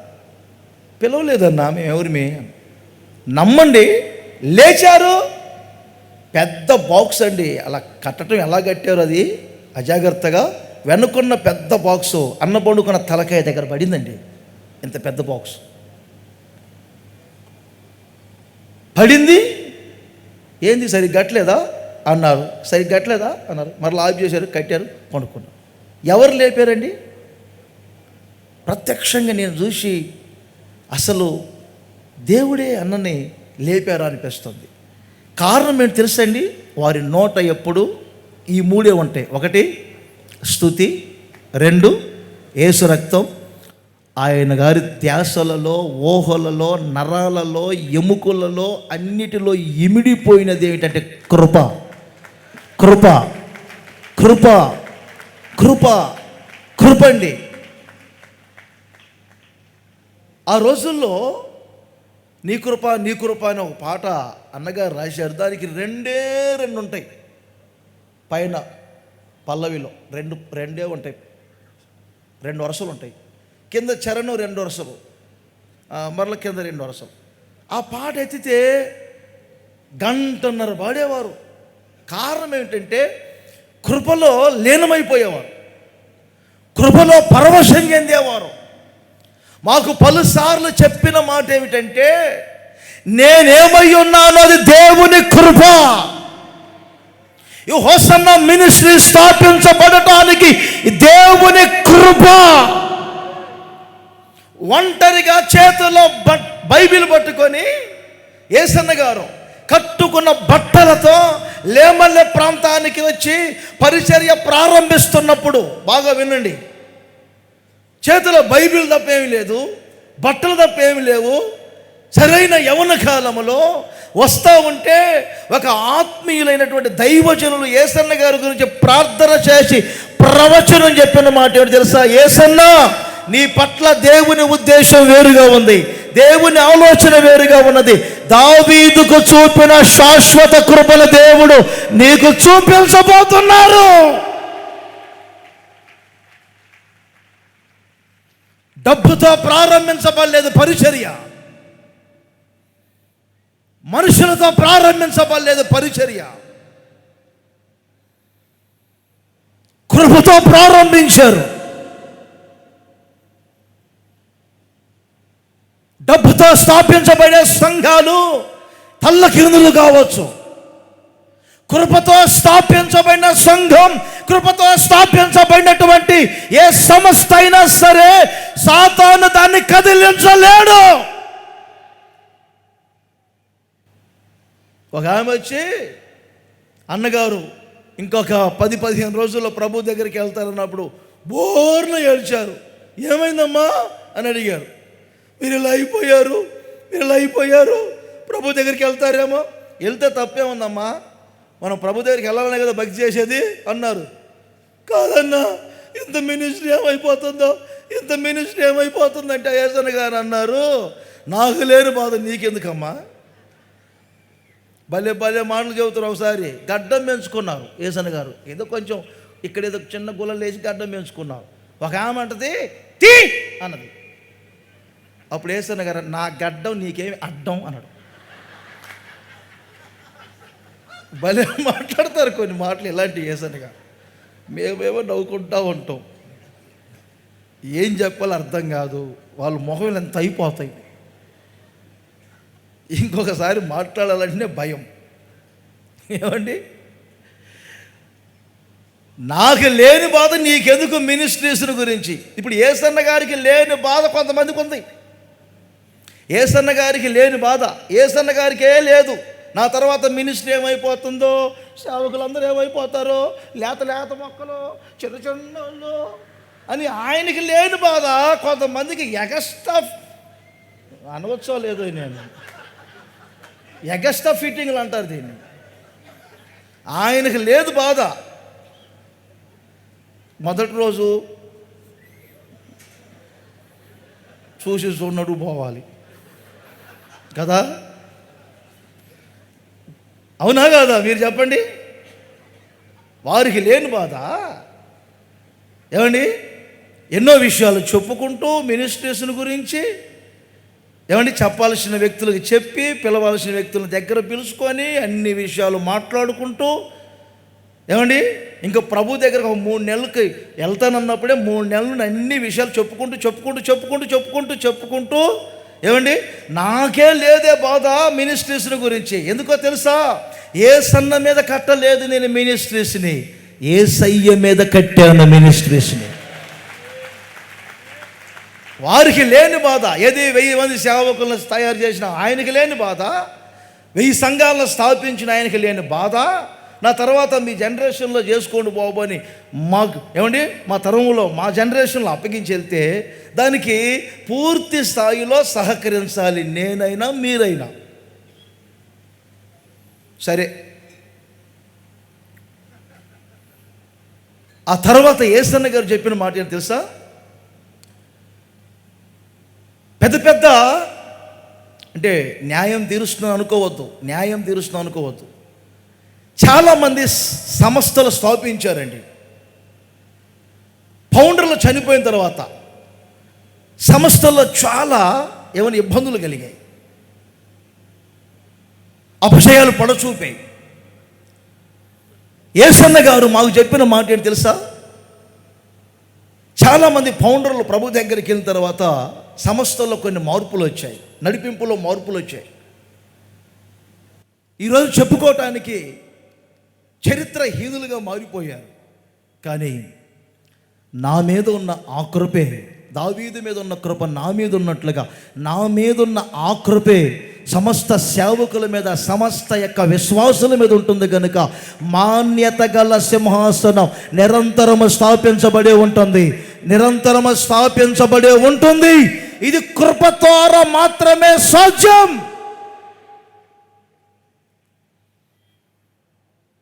ఆ కృప ఈ సభలో, ఈ గుడారాల పండుగలో మీరు పొందుదురుగాక.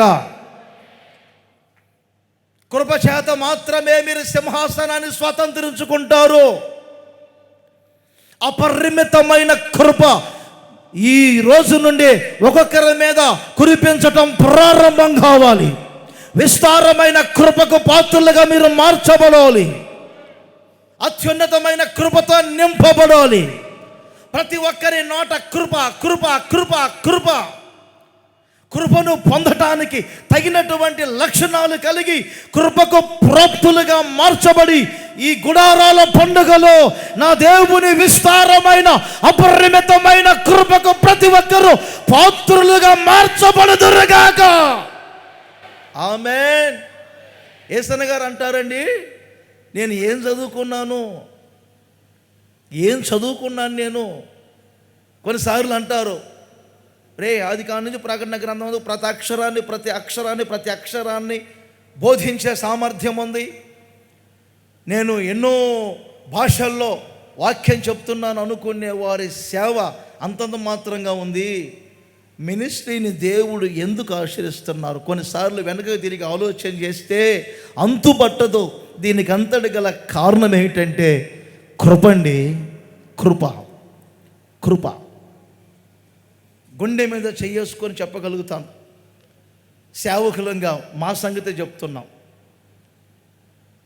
ప్రతిరోజు ప్రతి క్షణం మా మాటలలో మా ధ్యాసలలో దేవుని కృపను గూర్చినటువంటి ప్రస్తావన తప్ప మరొకటి రాదు.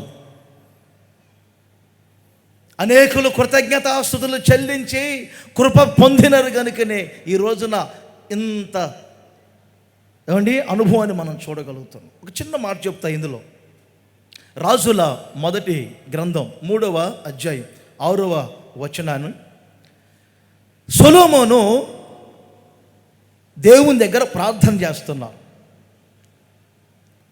ఆ ప్రార్థనలో ఆయన మాట్లాడిన మాటలు చాలా ఉన్నాయి. తర్వాత బాగా వినాలి. ఒక చిన్న మాట, నీకు నేను ఐశ్వర్యాన్ని ఇస్తాను, ఘనతని ఇస్తాను, శత్రువుల ప్రాణాన్ని ఇస్తాను, రాజ్యాలు ఇస్తాను, ఏది కావాలో కోరుకోమని దేవుడు తర్వాత అడిగినట్లు, మంచి చెడ్డలను తెలుసుకోవడానికి జ్ఞానము వివేకము కలిగిన హృదయాన్ని నాకు దయచేయమని సొలొమోను అడిగినట్లుగా మనం చూస్తాం. మిగతా మాటలు ఈ 6వ వచనములో మీరు గమనించండి, చివరి మాటలు ఉంటాయి. అతని సింహాసనము మీద అతని కుమారుని కూర్చుండబెట్టి అతని యందు మహాకృపను చూపి చెప్పండి ఇప్పుడు అందరూ, అతని యందు మహాకృపను చూపి ఉన్నావు. అందరు నోటితో ఒప్పుకుంటారు ఒక మాట, దేవుడు ఈ గుడారాల పండుగ ఈ విధంగా జరగటానికి ఆయన మహాకృపను చూపించారు. అందరి చేతుల్లో ఊపుతూ చప్పట్లు కొడుతూ స్తోత్రం చెప్పండి గట్టిగా. మహాకృప చెప్పండి, మహాకృప. దావీదు సింహాసనము స్థాపించబడటానికి మహాకృప, అది సొలొమోను దక్కించుకోవటానికి చెప్పండి మహాకృప.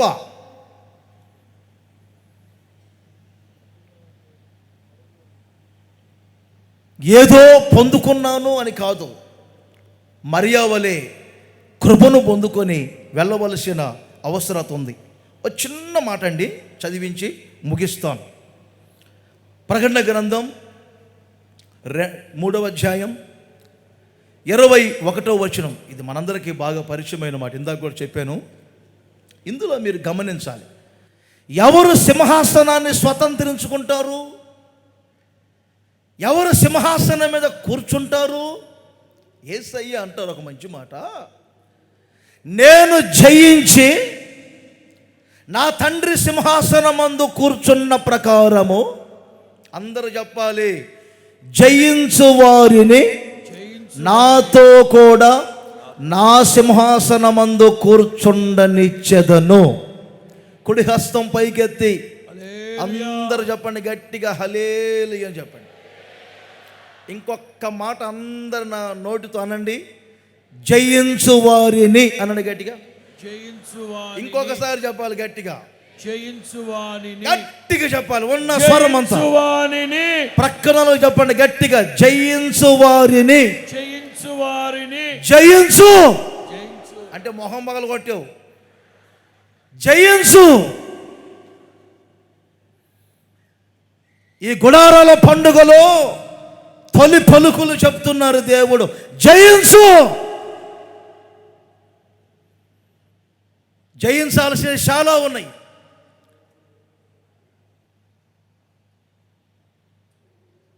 బైబిల్లో వ్రాయబడిన మాటలు, శరీరాశలను జయించాలి, నేత్రాశలను జయించాలి, జీవపు డంభములను జయించాలి. కొంతమంది శరీరాశలను జయించరు. ఇద్దరు ఆడపిల్లలు వచ్చి ఏసన్న గారు దగ్గరికి, ఏసన్న రోడ్డు మీద నేను వెళ్తా ఉంటే కుక్కలు నా వెంట ఎందుకు పడుతున్నాయి అని అడిగిందంట. ఎవరు వెంట పడకుండా నీ వెంట ఎందుకు పడతాయి అని అడిగారంటే ఏసన్న గారు. ఏమో ఏసన్న నా వెంటే పడుతున్నాయి అంటే, ఆ ప్రక్కన పిల్ల చెప్పిందంట, కుక్కలు అంటే కుక్కలు కాదులే కొర్రోళ్ళు అనిదంట. ఏసన్న గారు కొన్నిసార్లు పచ్చిగా చెబుతారు, నీవు ఈ వేషం వేసుకొని తిరిగితే కుక్కలు కాదు కుర్రోళ్ళు కాదు, 60 ఏళ్ళ ముసలోళ్ళు కూడా పడతారు నీ వెంట. కొంచెం వేషం మార్చు, కుక్కలు నీ వెంట పడవు. కొంతమందికి సోకులు ఎక్కువ అనకూడదు, కానీ ఉన్న డబ్బులను పెట్టి ఏమండి పిచ్చి అన్నీ కొనుక్కొని ఒంటికి తగిలించుకుంటారు. పిచ్చి అన్నీ. శరీరాశలు ఎందుకండి? ఇది పరిశుద్ధుల సమూహం. ఊడిపోవాలా ఈ 4 రోజులు, ఒకటి మొత్తం ఊడిపోవాలా యేసు నామములో. అదిగో కొడుతున్నారు అక్కడ చూడండి, ఏదో ఇప్పుడే ఓడగొట్టి ఉంటాడు. శరీరాశలను జయించాలి.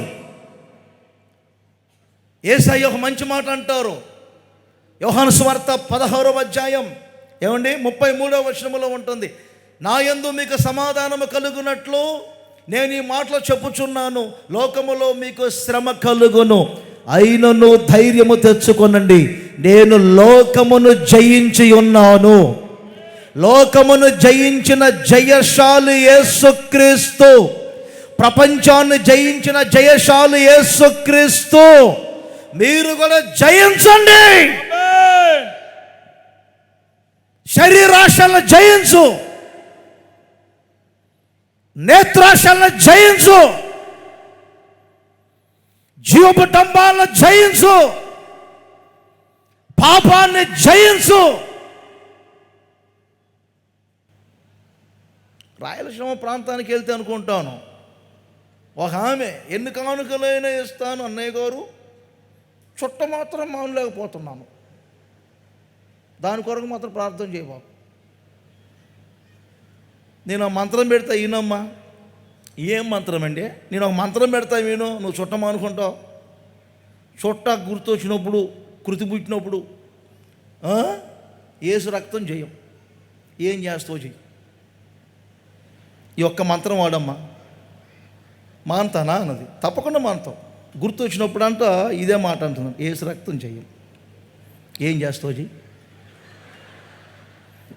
మరలా కాసేపాకి మరలా యేసు రక్తం చేయమనట్లా, ఏం చేస్తావు చెయ్యి. మరలా సాయంకాలానికి గుర్తు వస్తుంది కదా. కొంతమంది ఉన్నారు, వచ్చినట్టే వస్తారు, ముగించగా నట్టేళ్ళు ఒక పెగ్గేస్తారు,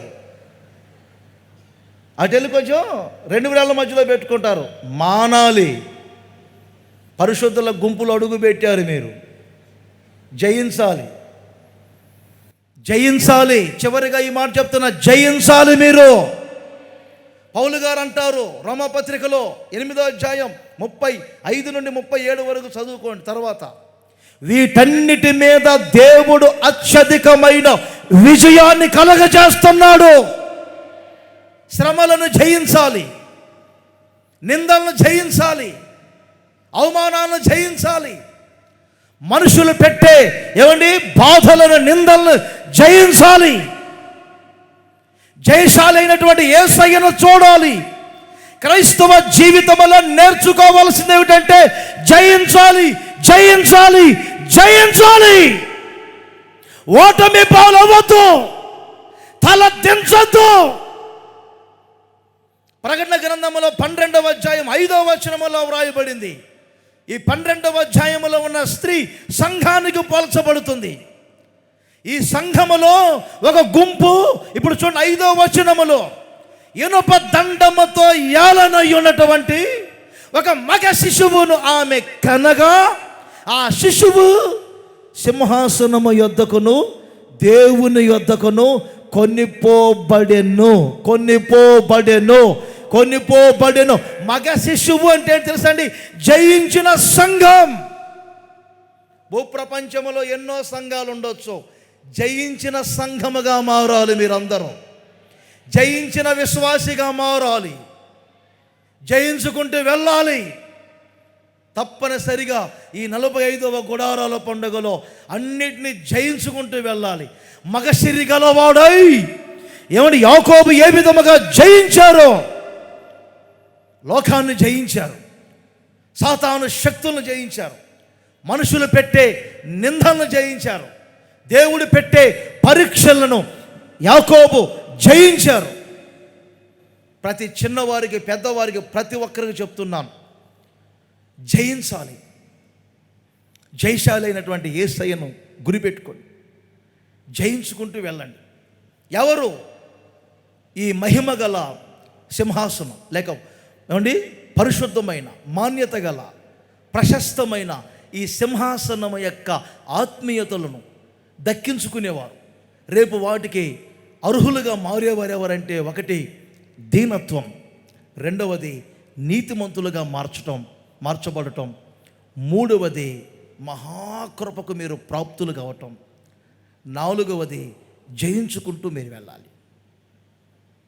ఈ మొదటి రోజు ఈ మాటలో ప్రభు మీకు చెప్పమని నన్ను ప్రేరేపించారు గనుక ఈ మాటలు మీకు ఆయన నామ మహిమ నిమిత్తం వివరించడం జరిగింది. ఈ మాటల ద్వారా మీరు శారీరకముగా ఆత్మ సంబంధముగా ఆశీర్వదించబడుదురుగాక. ఈ మొదటి సందేశములోనే మహిమగల సింహాసనము ఆ ప్రత్యక్షతను ప్రతి ఒక్కరూ మీరు పొందుదురుగాక. భయభక్తిగా అందరూ ఉన్న చోట లేచి నిలబడండి, ఎవరు తిరగొద్దు. ఆశ్చర్యకరుడు అయిన తండ్రి, జీవాధిపతి అయిన ప్రభువా, మీకు వందనాలు చెల్లిస్తున్నాను.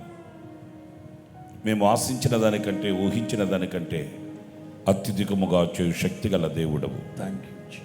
ఉన్నాను అని వెన్ను తట్టి నడిపించే నాయకుడవు. మీకు శిరస్సు వంచి పాదాభివందనాలు చెల్లిస్తున్నాం స్వామి. ఈ గుడారాల పండుగ నిమిత్తమై మీ సరిధిలో కార్చిన కన్నీళ్లు వ్యర్థం కాలేదు. మీ సింహాసనము యొద్దకు చేరాయి. మీరు మీ బాహువు చాపి దీవించి ఆశీర్వదించి మీరు మాకు అనుగ్రహించారు. ఈ ప్రారంభ దినాన ప్రభు మీ సన్నిధిలో మేము హర్షించడానికి, మిమ్మల్ని స్తుతించడానికి, మిమ్మల్ని కొనియాడడానికి, మిమ్మల్ని గణపరచడానికి, మీ పాదాలు ముద్దు పెట్టుకోవడానికి అభాగ్యులమైన మాకు మీరు అనుగ్రహించిన ధన్యత కొరకై స్తుతి చెల్లిస్తున్నాను.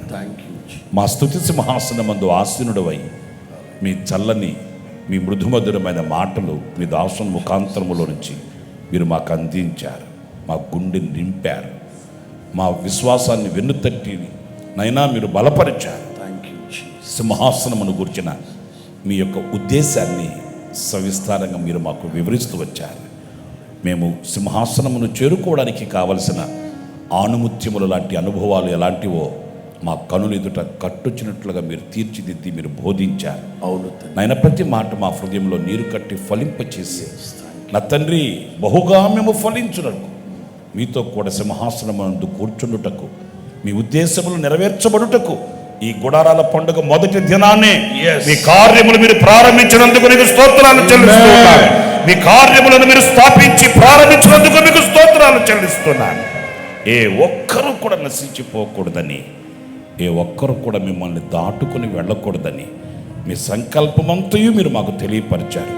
ఏ మాటను మేము జారవిడ్చుకోకుండా మీ వాక్యానుసారంగా అడుగులు వేయడానికే కావలసిన నైనా మీ నూతనమైన, అత్యున్నతమైన, నవనూతనమైన మీ నవ్య కృప మీరు మా మీద కుమ్మరించమని వేడుకొనుచున్నారు. మీ శక్తిని మీరు మాకు అనుగ్రహించమని వేడుకొనుచున్నారు. ప్రభు, మీ మీద మేము ఆధారపడుతూ ఉన్నాం, మీ మీద మేము ఆనుకుంటూ ఉన్నాం. కృప చేత సింహాసనం స్థాపించబడునని మీ లేఖన సత్యాన్ని మా ఎదుటి పెట్టారు. ఆ కృపను నిండుగా సమృద్ధిగా పొందుకుంటూ మీ చేతిని పట్టుకుని నడవడానికి కావలసిన ఓర్పును, నేర్పును, సహనాన్ని, సంతోషాన్ని సమృద్ధిగా మాకు అనుగ్రహించి నడిపించమని మీ పక్షమున నిలిచిన మీ దాసులను ఇంకా కూడా మీరు బలపరిచి శక్తివంతమైన పాత్రగా మీ నోటి బోరగా మీరు వాడుకొనమని వేడుకొనుచు ఉన్నాను. కూడి వచ్చిన ప్రజావాహినిని మీ చేతులకు సమర్పిస్తున్నాను. స్వామి, నీ ప్రజలు నీవారు నాయన, మేమంతా మీ వారు, మా ఉన్నదంతా మీ దానము, మేము మీ వారమే స్వామి. నా తండ్రి, మీ సన్నిధికి వచ్చిన ఒక్కొక్కరి మీద మీ దృష్టి సాధించినందుకు నీకు స్తోత్రం, మీ బాహువు చాపినందుకు మీకు స్తోత్రం, మీ మనసు ఉంచినందుకు నీకు స్తోత్రం, మీ సంకల్పాన్ని సిద్ధపరిచినందుకు నీకు స్తోత్రం. మీ గుడారాల పండుగలో మీ బిడ్డల మీద మీరు ఉంచిన నిత్య సంకల్పం సంపూర్తి అగునుగాక, సంపూర్తి అగునుగాక, సంపూర్తి అగునుగాక. కార్య సాధకమగు మీ క్రియాశక్తిని బట్టి మా కళ్ళతో మీ సంకల్పాన్ని చూచి ఆనందించేటట్లు మీరు సహాయం చేయమని ఈ మొదటి రోజు కూడికను ఆదియు అంతము మీరై ఉన్నందుకు మరొక్కసారి శిరస్సు ఉంచి నమస్కరించి మీ పాదాలు ముద్దు పెట్టుకొని మీ నామాన్ని గణపరుస్తూ జరగవలసిన కార్యాలన్నీ కూడా మీ ఆధిపత్యాన మాకు ఆశీర్వాదకరంగా జరిగించి మీరే మహిమ తెచ్చుకున్నామని నజరేయుడైన యేసు ప్రశస్త నామములో ప్రార్థించి వేడుకొనుచున్నాను తండ్రి, ఆమేన్.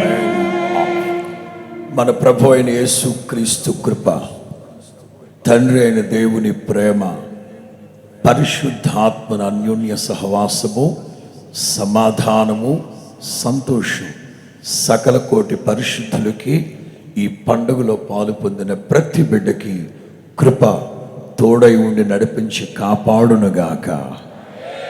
ఆమేన్.